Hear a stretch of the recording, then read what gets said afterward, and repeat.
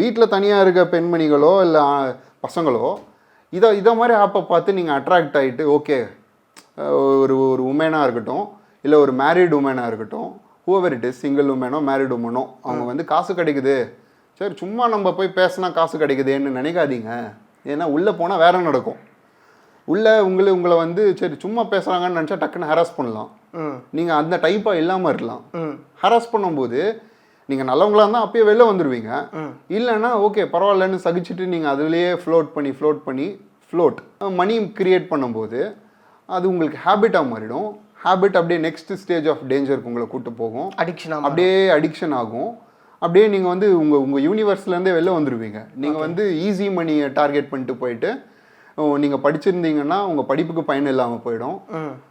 நீங்கள் ஈஸி மணி உட்காந்துட்டே ஓகே வீட்லேயே உட்காந்துட்டு நம்மளுக்கு 20,000 30,000 வருது, எதுக்கு நம்ம ஒரு வேலைக்கு போகணும் அப்படின்ட்டு ஒரு மாதிரி ஸ்பாயில்ட ஒரு மாதிரி கொலாப்ஸ் ஆகிடும். உங்கள் லைஃபே கொலாப்ஸ் ஆகிடும். புரியுது. அதே மாதிரி தான் மென்னுக்கும்.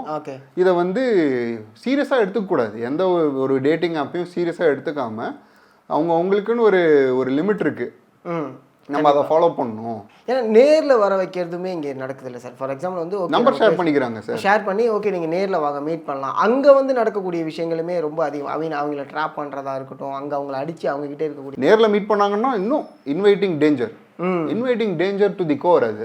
ஓகே. ஸோ ஒரு இடத்துல நேரில் மீட் பண்ணணும்னு போயிட்டாங்கன்னா அது பப்ளிக் பிளேஸாக இருந்தால் கூட பரவாயில்ல, ஒரு அபண்டன் பிளேஸாக இருந்துச்சுன்னா ரொம்ப கஷ்டம். அங்கே ஒரு பையன் ஒரு 4 பசங்க உங்களை வந்து ரேப் பண்ணாங்கன்னா என்ன பண்ணுவீங்க? ஸோ ஒரு உமன் வந்து அதெல்லாம் யோசிச்சு தான் பண்ணணும். இதுக்குள்ளே வர்றாங்கன்னா இது எல்லாத்தையும் அவங்க ரிஸ்க் எடுத்து தான் வராங்கன்றத உங்கள் வியூவர்ஸ்க்கு நீங்கள் வந்து காமிச்சிங்கன்னா கண்டிப்பாக உங்கள் வியூவர்ஸ் வந்து ஓகே நம்மளுக்கு எதுக்கு இவ்வளோ ரிஸ்க்கு, படிச்சிருக்கோம் இல்லை நம்மளுக்கு நம்ம குவாலிட்டிக்கு என்ன ஒர்க் வருதோ அது போகலான்ற மாதிரி ரெடியாக இருப்பாங்க.